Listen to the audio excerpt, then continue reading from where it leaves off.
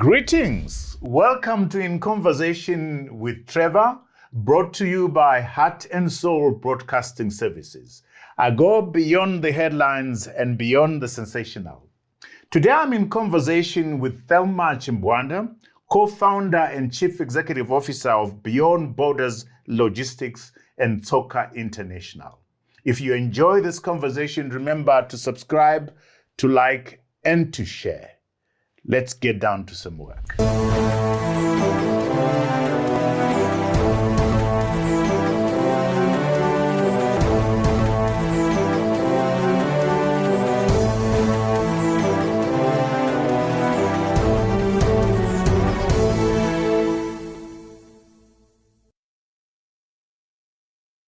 Thelma Chimbganda, welcome to In Conversation with Trevor. Thank you so much, Trevor, for having me. It's an absolute pleasure. It's a pleasure having you. It's a pleasure and a blessing having you. Your story, Thelma, is absolutely amazing, inspirational. As I was looking at a story, I say to myself, this is a story of failing but never giving up. Absolutely. It's a story of tenacity and hunger for education. Do I sum it right? You do, Trevor. You absolutely do. Because if I'd not experienced what I've gone through in terms of business and personal as well, I don't think we'd be having this moment. Yeah. So let's talk about the moments of failure that have gotten you here in business and in life. Shall we start at when you wanted to do your first degree and couldn't continue? Share that story with us. Well, Trevor, that one, it began when I failed my A-levels. I didn't expect that to happen because I was a hard worker. I failed to get the adequate points to get into university. I think this is the first time I'm actually sharing the points that I got. It has been such an embarrassment to me. I got 5 points at A-level. I couldn't get into the top universities in Zimbabwe. So for me to deal with that, I sort of shut down from everyone, from everything. Wow. And I told my parents I needed a gap year because I couldn't wrap my head around. I was so young at that time. I couldn't wrap my head. How young were you? That was about 17, 18. Okay. Yeah, so failure was something new to me. And I said, I just want a gap year. My parents were on board. They were very supportive. They're still supportive. And I waited for a year. And then I was eager to go to university because I was looking at my peers. They were now in second year and I was still at home. I'm like, okay, what's happening? Everyone is now moving. But regardless, my parents said, okay, where do you want to go? I said Chinhoyi University of Technology. And I couldn't get in the conventional program because of my points. The other option was to settle for parallel program. So I took it on board, like, this is my failure. I need to carry it. I need to move forward. I need to go to school.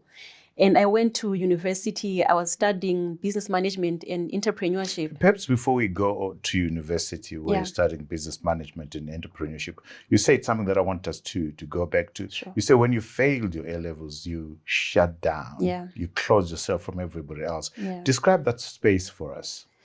That's a difficult space because we do not know what failure is, especially at that young age. You're just cruising through life. You're used to getting what you want. You've got your parents providing everything for you. So in that moment, because I had done well at grade 7, those are the little milestones that I had at that time. I'd done well at grade 7.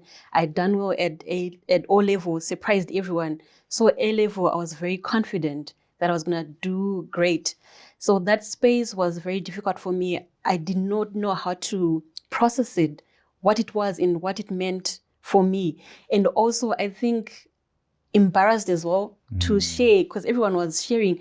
Everyone was applying to universities. I got 10 points, 14 points, 15 points, and I had 5 points. How do you explain that? How do people react to you? And also just being measured, I think, because in Zim, education is very important. I think it was like people, how would they look at me with 5 points? Am I going to be labeled as somebody who's daft, not intelligent? So it was really difficult for me. And I think that's when I lost touch with a lot of people because I just completely cut myself off. I couldn't explain it. Yeah. So you finally make it to Chinhoyi University. Yes. Shall we go there? I was at Chinhoyi. It was a fresh start because everyone else was a year ahead. So I was kind of like starting new, which was very fun with me. New people, they didn't know my failure and I was not obliged to explain it. Yes, I was not obliged to explain it to them. And I'm there, I'm enjoying university. I'm set out to say I'm going to succeed, I'm going to do well. And 2008 happened. Our economy took a downturn. My parents, my mother was a civil servant at that time. My dad was a business person, but he was not doing so well. He was also struggling in his business. We did not know where to get the US dollar from at that time. And we couldn't afford the fees. Almost on a daily basis, we had to pay accommodation fees per night. And it was not sustainable given where I was coming from. We had no one to call. My parents had no one to ask for help from. And my mother decided to resign from the formal employment and she relocated to Malawi. So Malawi at that time, the economy was better. It was performing well. And my dad was like, you know what? We can't keep up with the fees and the changes that's happening currently. You can't eat while you're still at school. So go to where mama is and start afresh. So it was kind of like another failure, another setback, because now I'm midway. I was now in my first year, second semester. I had to drop that and go and start afresh again. So I'm not new to starting again. Yes, I'm not new to rising up. I thrive in those environments. Yeah. So you go to Malawi to do what, where? I went to Malawi to do Chartered Management Accounting with SEMA at Malawi College of Accounting. So instead of getting a university degree, I was now pursuing a professional course. So I was there for about 2 years. Yeah. And you got your professional qualification? Yes, finally. Right. And then from there? From there, I decided to come back home because I'm drawn to Zimbabwe. It's seen me. I'm sure maybe if I'd stayed in Malawi, because of the professional course I had done, I could have gotten a really nice job. But I cannot stay away from Zimbabwe. I love Zimbabwe that much. Why? I think because all that I know and all that I am, especially my roots, my parents, they were here, they're here. So being away from home, I was like being drawn away from the love that I know, from the support that I know. And whenever I've got a problem, I know my parents are a phone call away, they're a visit away, they're a bus away. So did your mom come back with you? My mom stayed on for another year, and then she came back. So it was my dad who was here with my other sister, and I was with my mom in Malawi. So I had to come back home because everything I know and love is here. Yeah. And then what did you come to do then? What did you do? I came back to Zim. I tried to look for a job, and I was told that the professional course I had, it was easy for you to get a job with it. I applied, never got a response from any of the organizations that I applied to. And my dad, as I mentioned before, he was an entrepreneur. He was a very special guy. He passed away in January 2021. Yeah. So at that time, he was starting a fire training academy. So he took me on board. We found offices in Strathaven, and he was the boss, and I was everything. I was the PA, I was the administrator, I was the marketing manager, I was the accountant, because he had so much faith in me, in my abilities. He said, you went to school, you did the stuff, so you know the stuff. So for me, I'd never worked before. I didn't have experience, but he just threw me in the deep end, and I was just swimming. I think that's the time that I became friends with Google, literally, because there was no one to tell me how to do a lot of things. And I had to teach myself. I had to learn what is firefighting. How do you create a module? Because we're doing trainings in organizations. We did training at Delta. We did training at Schweppes, a few companies at Cresta. So I was the one responsible for packaging the information that he has into modules. And I had to learn how to operate the computer, A lot of things. I had to learn how to write letters, asking for jobs, literally everything. Asking for contracts. Yes, asking for contracts, How long business did you development. do that fire? I did it for almost 6 months. 6 months, okay. And then he said, my wish for you is to get a degree. I still want you to go back to school and get a degree. But the question was, which university? And I'm like, I don't want to go away. And the closest was Women's University. I wanted to do marketing. And my dad was like, no, you can't do marketing. Anyone can do marketing, you know. It's not something that you can go and sit and be taught marketing. And I think at that time, a lot of marketing was coming up. That was now in 2011. I'm like, so what am I supposed to do? It's like, I want you to do finance. I'm like, okay. So my career path was influenced by my parents. I don't know what they saw in me, and I just listened. I was that child who really listened. And I enrolled at Women's University for a degree in business management and entrepreneurship, and then I majored in finance. And funny enough, I really did well.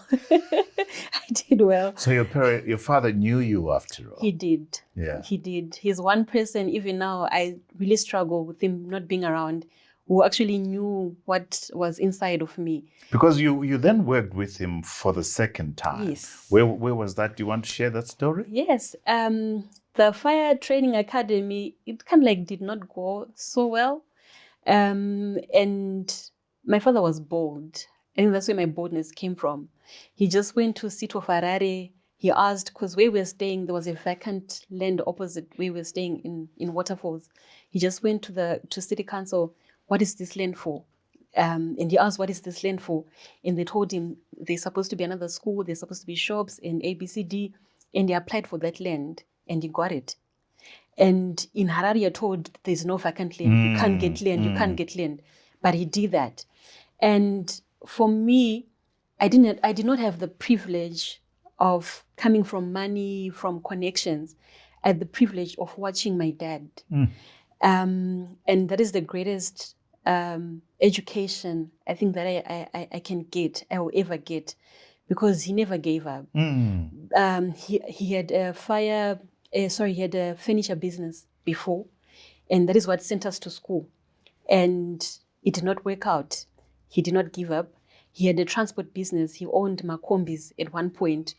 That was the hardest business I ever saw him do. And to me, because every day, kombi yafa, tabatwane VID, Mariara Sika, a lot of challenges. So, and I told myself, I never want to get into transport in logistics at any point. So you also learned from the mistakes that he made, the difficulties that he came across? Yes, and to me, because I was young, I could not really process it. To me, I just said, hi, Daddy, this is too much. Why are you doing this business? Why are you doing that business? But I had the front row seat to see what resilience looked like. Wow. And I never saw him break down. I never saw him asking his relatives for anything. He just kept pushing, kept pushing, kept pushing. And as I see today, I saw that, you know what, this is one of the greatest lessons I'll ever get. Never giving up, because he never did. And yeah, he went to Sito Farare, he got land, and he said, we're selling our house where we're staying. We're going to move and build a school. I'm like... Build a school? Yes. Wow. Let's stop there, Thelma. When we come back, we'll go to you and your dad building this school, and maybe find time to get into the businesses that you are running right now. So please, at home, don't go away. Join us on the other side. I could not pray for almost 2 years. Since 2021, I could not. Greetings. My name is Trevor Ncube, host of In Conversation with Trevor, Zimbabwe's most engaging conversational show. I go beyond the headlines and beyond the sensational. We've brought before your screens change makers from arts, business, and politics, and from the region. Please join our growing community of viewers. Subscribe, like, and share. Welcome back to our conversation with Thelma Chimbganda, co-founder and CEO of Beyond Borders Logistics and Tsoka International. So there you are, you and your father, or rather your father decides, let's build a school. Yeah. and you join him. Yes. Talk to us about that journey. Well, that journey was difficult for everyone, including my mom, because my mom was now working in Kuruve. She was back in Zim. She was now in Kuruve. So my mom was our foundation. She was our anchor, because my dad was doing different businesses at different times. Sometimes the money would come in. Sometimes the money didn't come in. So there was always my mom, who was just a constant and a prayer warrior for everything that was happening, because she was not at home, which is difficult for any child and husband. There we are. He says we are selling a house. We are going to build a school. And there was nothing. It was just ground. If I can put Angari Sango, literally. And waterfalls. Even when we moved, people laughed. Like, how can you sell your house? Munogara Musango, right? But we did it. He sold the house. He built, with the money that he sold, he put up 2 classrooms. And I was there now. I was doing the admin work. We had to come up with a logo, a motto, syllabuses, pretty much everything. So there I was back on Google again, asking code of conduct for school, uniforms for school, which colors go together, everything. So it was a privilege for me, understanding that it's very possible to start from the ground and build up. And that's what we did. And that time I'd graduated from university. I couldn't get a job. So he said, come on, let's do this while you wait for the next thing to come across. So finally, my mom left her work in Kuruwe. She came back and she joined Dad. I'm like, you know what, guys? I need to pursue my own dreams. I'll still be here to support you. I'm very much invested in this. And we moved to Kusanko Kwedu. We were staying, if you see the house, even the floor, there was cement floor when we moved. You and your... Yes, when we moved with my family, my entire family. Because they just put a temporary structure for us to stay, because we couldn't stay in that house. We'd sold it. And the owners needed to move in. So we moved to a temporary structure. And the floor, it was cement floor. We had to spray water in the morning before you sweep, because the dust would, yes. So we were there. And it was... For how long? For quite a while. I think for almost a year. We lived like that. And they released me at one point. They said, when I found a job I finally got a job in Mashingo. And it was difficult, but I say they released me, because if they'd not, I don't think I would have thrived. I would have gotten here. So they put a blessing, say, we're letting you go. Okay. Because I was my dad's right-hand man. So they released me and I moved to Mashingo. And within 3 months... So you had a very good relationship with your father. Very special. Very special. Well, what things did he teach you that still remain with you at the moment? My dad taught me that we are on our own. Most importantly, because in all those struggles, especially when we moved, imagine we moved to Pasango, and none of the people that we knew ever came to visit us at that time. When we were staying at that other place, everyone who came to Harare, that's where they came to sleep.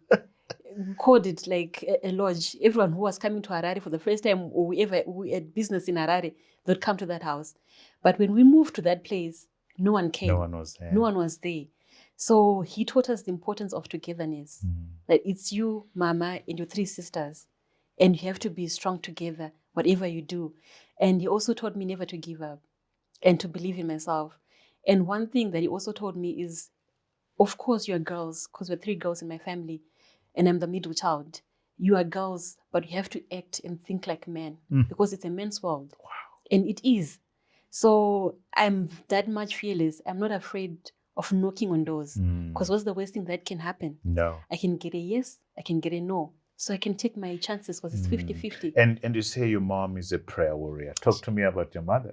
Hey, whatever problems I have, I can sleep at night knowing that she's praying. She's on her knees. She's on her knees. She's on her knees.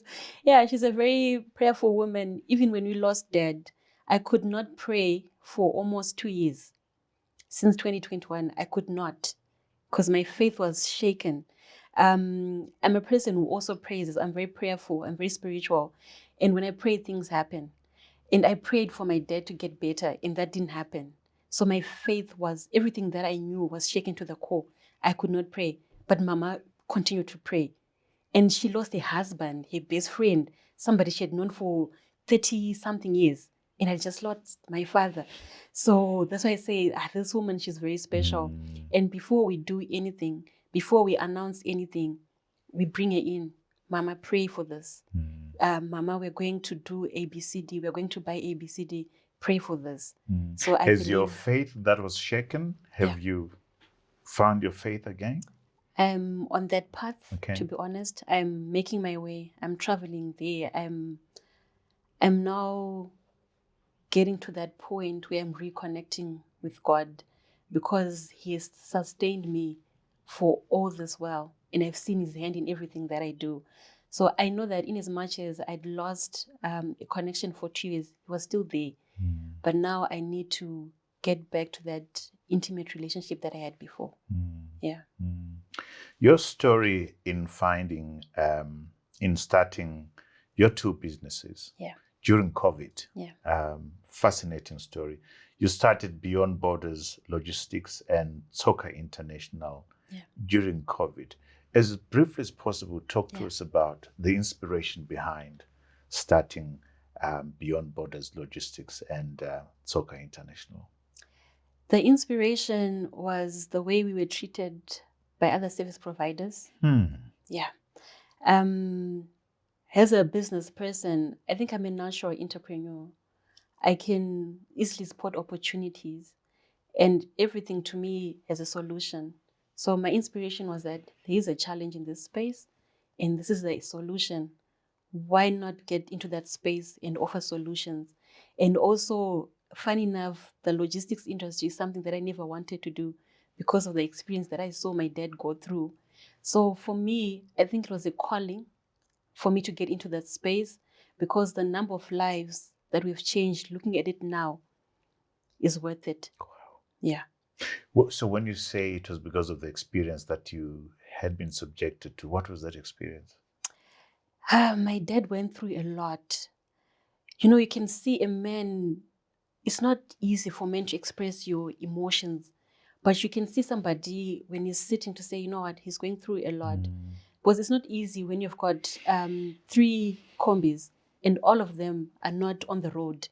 They need money to be fixed. And you've got a family that is looking up to you.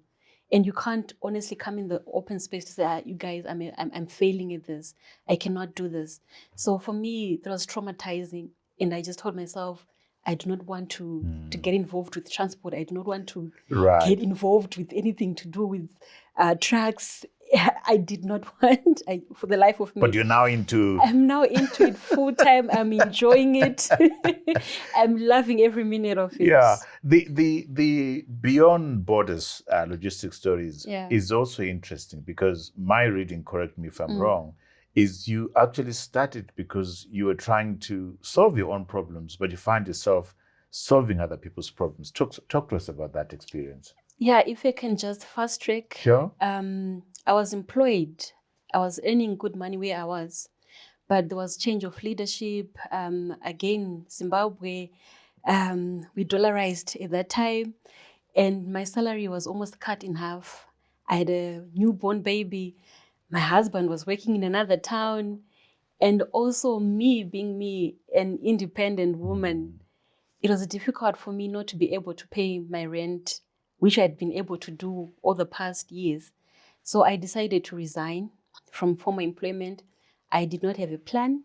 I did not have a strategy of what I was going to do, but I am a person who's never out of options. So I told myself, you know what, let me go home. I'll find something to do. I'm that entrepreneurial, because I used to bake before. I taught myself how to bake. I used to have a canteen while I was a student. I can just carry on with any of those things. I can do catering, I can cook. I love You've cooking. Actually done, whilst you were studying at Women's University, you've done baking project, a pig project, a bit of Yes. farming, a mobile butchery, and a Yes. takeaway. All of that. All of that. I did it. And I actually have got records. I kept them of all the things that I was doing and everything. So I'm never out of options. That's me. I resigned. I moved to Mutare where my husband was. And I did not have a plan, Trevor. I did not know what I was going to do next. But I had faith. I'm like, you know what? I can just start cooking. It's easy. Offer catering services. And while I was doing that, I started buying for people from China. And we built relationships with people. We built trust. We were able to deliver what we said we were going to deliver. And I was in Mutare, and my clients were in Harare. We never met. So we managed to build trust. And at that time, that part of the business was growing so well. And my sister was very involved. Your sister, Michelle. Michelle, yes. Okay. Where was Michelle? Was she in Harare or She was in Mutare? Harare. Okay. She's been in Harare all the time. So she's one person that I rely on. She's my everything. She's a rock. She's my rock. So we're doing it together. And by the way, she's a qualified chemical engineer. She graduated from Malawi Institute of Technology. Wow. So for her as well, she never got to work in her field. Because of the economy. Yes, and she just jumped on board and started the business together. So we said, why not do this full time? We are already pulling in the kgs. Why not get into the logistics space full time and do this? And also because of what we'd noticed, the challenges that were there within the space, we're not able to get our goods when we wanted them. We're not able to get the communication we needed when we wanted it. And she said, yeah, let's go for it. You're the one who's more daring. Do what you do. I'll support you. I'm like, okay. Is this an elder sister? She's younger. She's the last one. Okay. Yeah, she's the last one. And again, Google. I went on Google, how to find a shipper in China, how to ship from China. All of that. Google is my best friend. And we found a partner in China to work with. And we initiated the initial conversation. Have you done this before? Have you shipped to Zimbabwe? Do you know how this? They said, no. I'm like, okay. Let's do this. So we started from the bottom. We did not have any structures, but what we had was the exposure. You started from your living room. Yes, my parents' living room. Your parents' living room. I was in Mutare, and when we started, that was February 2020, we did not know COVID was coming. And we're people who are very conservative in what we do. And also, we think things through. This is a new project. We do not have proof of the concept. So let's not go out and get offices. Let's start with what we have. When we have our parents' living room, it's good enough for us. So that's what we did. We started from our parents' living room, and Michelle was there in Harare. I was in Mutare, and the business took off. Wow. We're going to pick up from there when we come back. Let's take a break right now, and let's go to what pick off means when we come back from the break. So please don't go away. We're going to get into the logistics business and see how it is doing. So see you on the other side. We did not start with any capital. Wow. There was zero capital injection.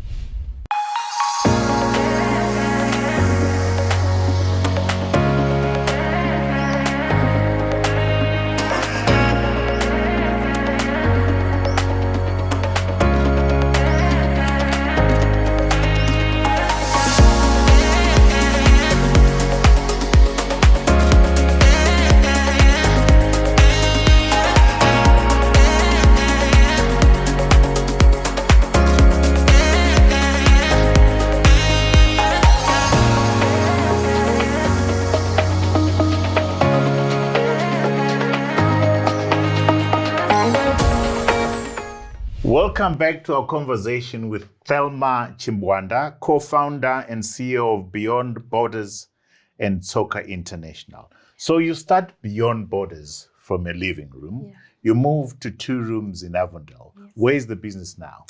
The business now, Trevor, we are in Pomona, just down the road, Pomona Business Park, in a state-of-the-art warehouse, something that we had not really imagined would get the at this pace quicker than, we had anticipated. So Beyond Borders Logistics, I'll start with that. We offer end-to-end logistics solutions. That is procurement, international freight forwarding, project freight, logistics consultancy, customs, clearing, and also domestic freight forwarding. And then because we're a solution-oriented business, we thought, why not deliver to the door, do the last mile delivery? This is where Tsoka then comes in. Yes. Right. So after we've done the first mile logistics, that is the procurement and everything else in between, Tsoka then comes into play and then delivers to your doorstep. Door to door. Yes. How have you funded it? How have you financed the business? Trevor, we did not start with any capital. Wow. There was zero capital injection because it was a matter of us going to people, knocking on their doors, and explaining what we were trying to achieve with our business. And that is how we got people on board, because we're really honest to say, we're just starting this and we need your support. Can you support what we're trying to do? And also the pillars of what our business is built on. It's transparency, it's communication, it's continuous improvement. I did not study logistics, Trevor. Not a single day. I did not even know the definition of logistics when I started. And it's only this year that I've enrolled in school that I'm actually studying and improving my knowledge. You're studying with the University of Cape Town, eh? Yes. What are you studying? Correct. Import and export and international trade. Yeah. So it has been me really immersing myself in learning from those who are already doing it. I learned a lot from LinkedIn, I'll tell you that. And I learned a lot from just reading articles to do with the industry, attending industry-related networking events. That's how I've been able to keep myself abreast with what's happening. So, and I first met you at the Ideas Festival. Yes. In conversation with Trevor Ideas Festival in December last year. Show up. Even if you do not get business, but just be present and just go around, let people introduce yourself. It doesn't mean you're going to solicit business or anything, but let people just know you at the back of their minds. And when the right time comes, and I think this is now the right time for me to be here, because Trevor, I'll be honest, I watched your show and I've been following, and I just say to myself, God, this is not yet the time. The business is not yet there to be on a platform like this. And in 5 years' time, I'm going to get there. That was my prayer, to be honest, Trevor. And when I got the message, I screamed and dropped the phone. And I think I took time to respond, because even when I showed Michelle, I was like, is this true?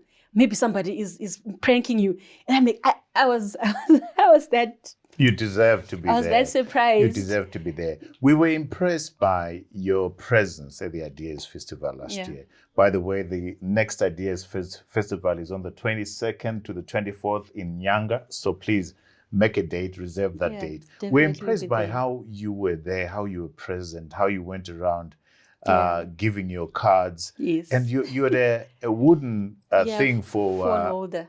Phone holder, I remember that. Yes. So well done for being present, for showing up, and for the work that you're doing. So you do these packets. Explain what this is.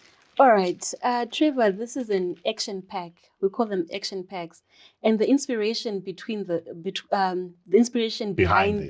this, as you can see, this one is called Mosiah Pack. Yeah. My story is inspired by what has happened in my life, and we try to relate that to what people also experience.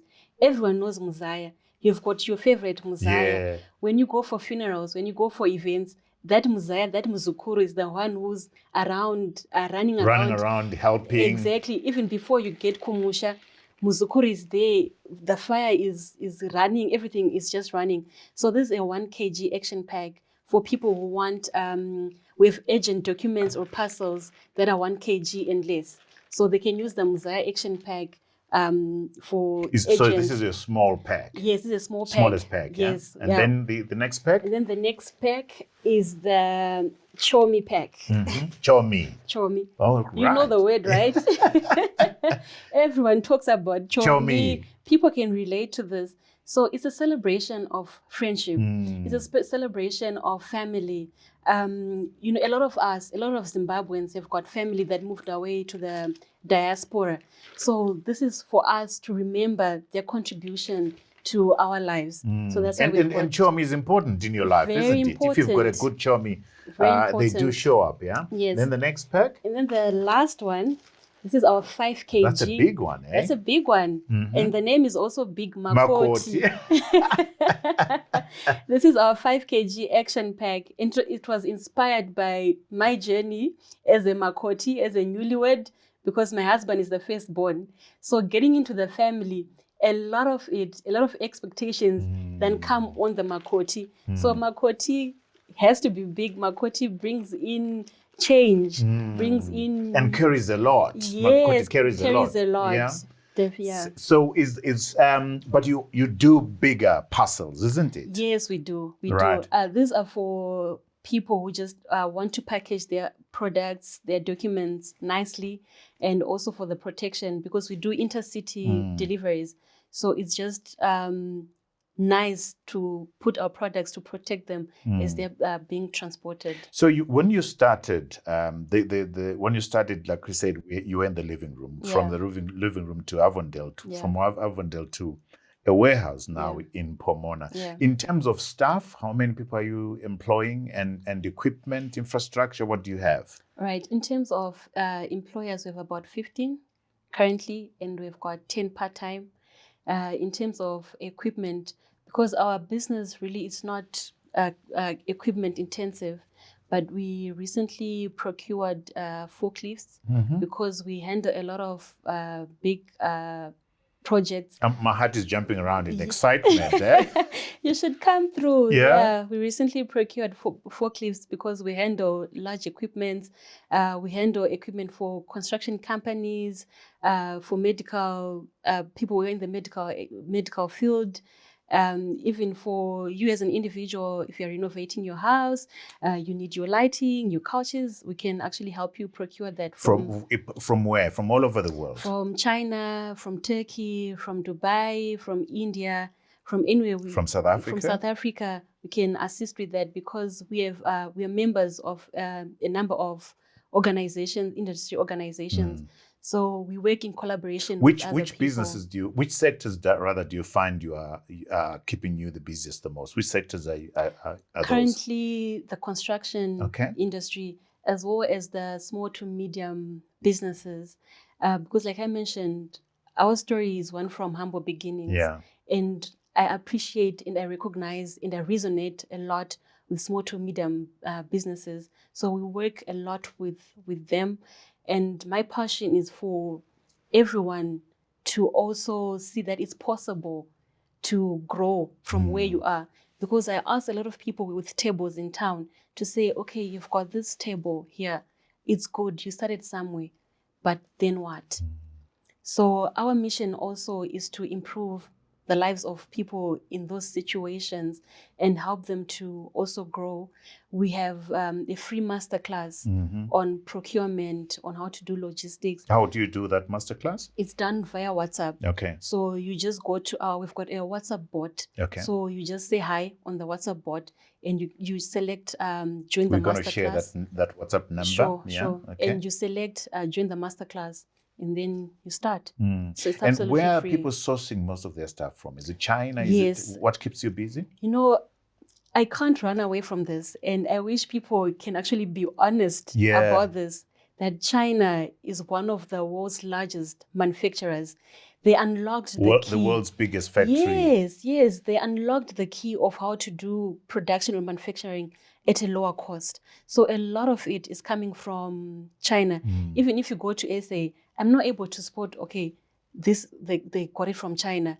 If you go to Dubai, most of it as well is coming from China. Of course, now Dubai is starting to also do manufacturing, but a lot of it's China really. Yeah. And the Tsoka. Yeah. Talk to us about Tsoka. So Tsoka is from your warehouse to my doorstep. Yes. Talk to us about that service that we provide there. All right. With Tsoka, initially we wanted to offer a solution to Beyond Borders logistics clients. We've got a lot of clients in Blawayo, Gweru, Zishawani. So like you don't need to travel to Harare. We can come and pick up your stuff. Yeah. We can get whatever you need to your doorstep. But we saw that there's a lot of opportunity within that last mile delivery space in terms of e-commerce itself, because this is essentially e-commerce.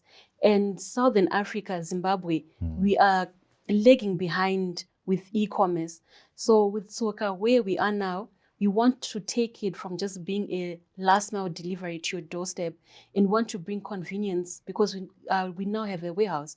We want to say, whatever product you have, you give us your product, we warehouse it for you, we give you space, and then you focus on the core of the business, that is getting sales, that is getting your product to the market. And then we do the order fulfillment for you.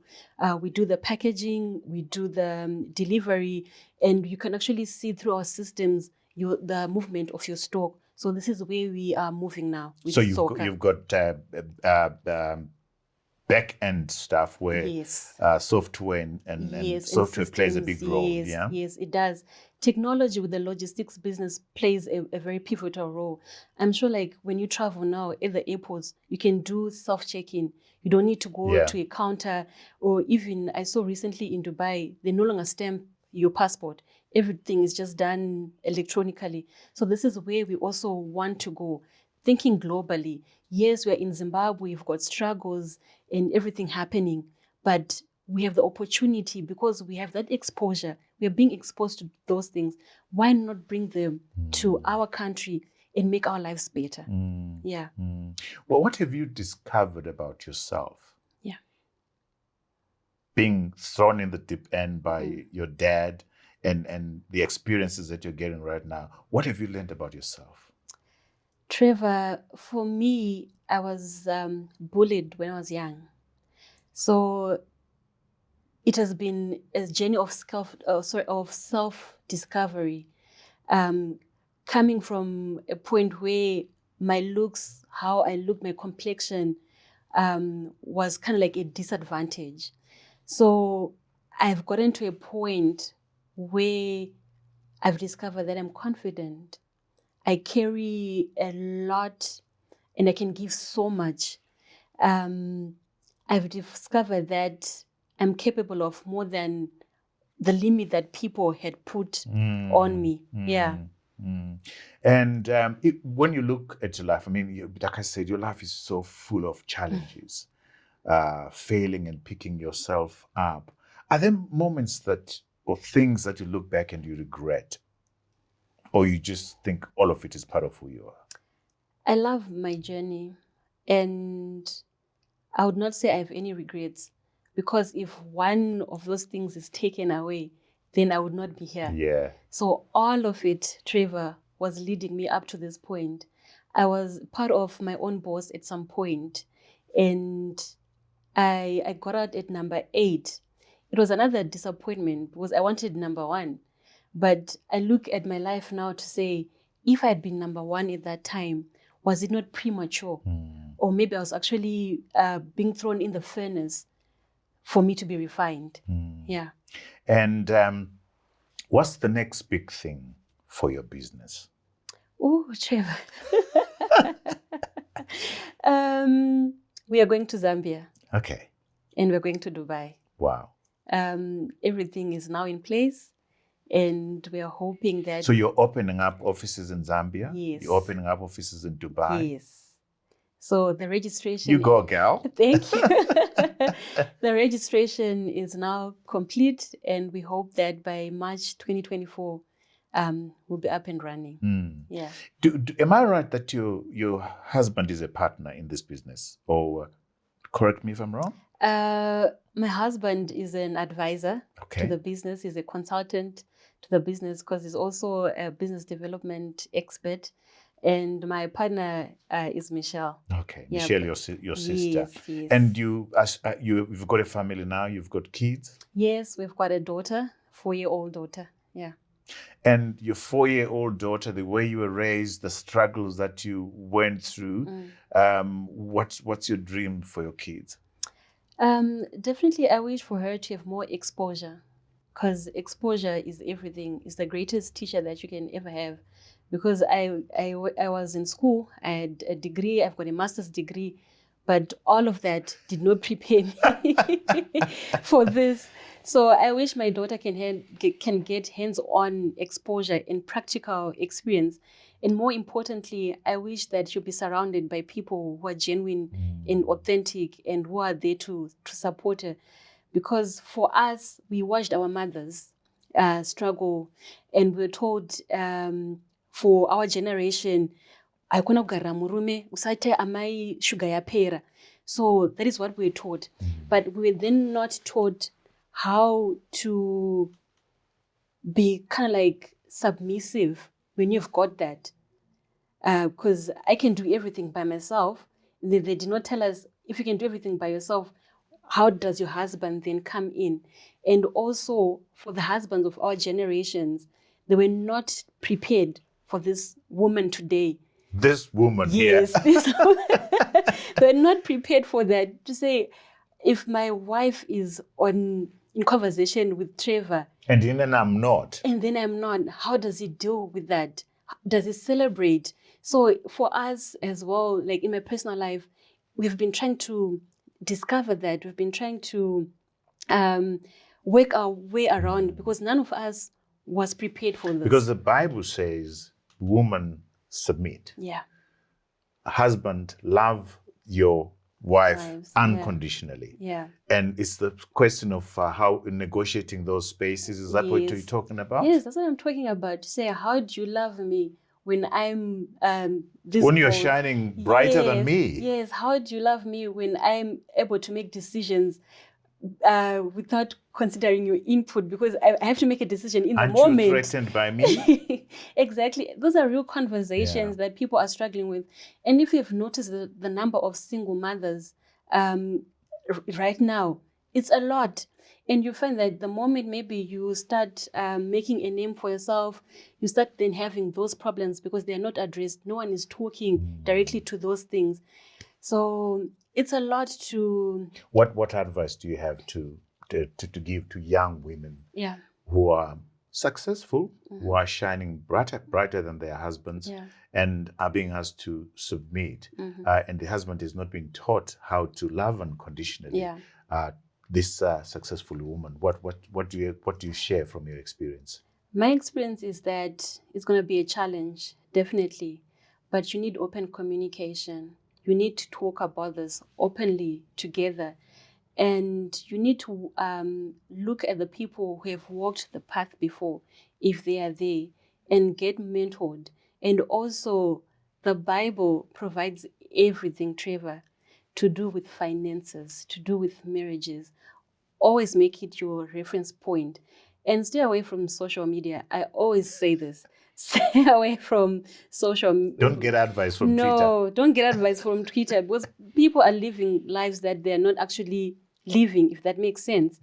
Social media, we see what people want us to see. Instagram. Yes, it's all cosmetic. It's all edited. Yes, Yeah. because there's no way for most people that they're gonna show you their lowest moment. It's very difficult to find authentic people. So the two of you have honest and candid conversations about the challenges, because they are there, they are real. Absolutely. Yeah. The other thing that your life brings to the table for us to learn from is the fact that you have been a victim of the economy, but you haven't played victim. No. You have stood up. What advice do you give to young people who are watching you right now and seeing this resilience? I always make a plan. That's what you're saying. 2008 hits, COVID hits. You're still standing. Where do you get that resilience from? I know we are taught do an economic environment scan and all of that. It is important, Trevor, but it should not be the focus. It's not the focus, because I remember before elections, people were waiting. Okay, we're waiting for the election results. We're waiting for A, B, C, D. But what has changed now? Your vision is still the same, Yeah. right? Your business is still there. The conditions are still there. So what are you going to do? So change your focus. Change the way you think. Because like I'm saying, we are in Zimbabwe, right? And we've got a vision for Zimbabwe. But we find opportunities elsewhere. Zimbabwe is still going to be there. Yeah. But let's move. Let's find where we can also thrive and still come back home and contribute to changing the economy. Because the moment we just continue focusing on our problems, we become our problems. Absolutely. And we become victims to things that we have no control whatsoever. And I remember at one point, people were asking me, Thelma, who do you know? And I'm like, I do not know anybody. Even up to now, I think people do not believe me. Trevor, we do not know anybody. And we've had challenges.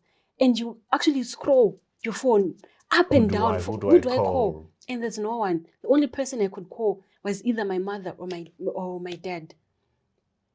And that's the truth. And last week, somebody sent me a message. I was featured in a local newspaper. And somebody sent me a message. I think maybe they thought I'm not connected. I'm getting all this exposure because I'm connected. Trevor, I'm not. I meet people and I make genuine relationships, genuine connections. And those people are the ones who are mentioning my names in rooms that I have no access to. And even coming to the big business ideas last time, it was through somebody who just said, Thelma, I want you to go. I did not even know about it. And I showed up.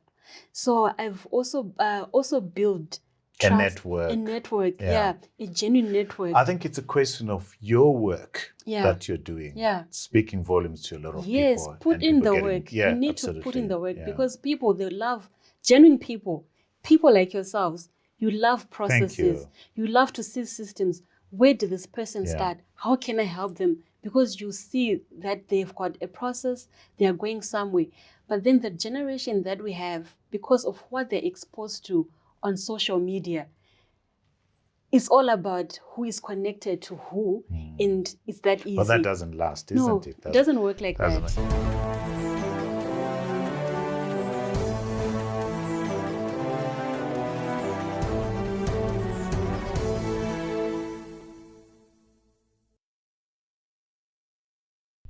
Thelma, I'm not going to let you go before we discuss books. Yes. Do you read? What books do you read, Thelma?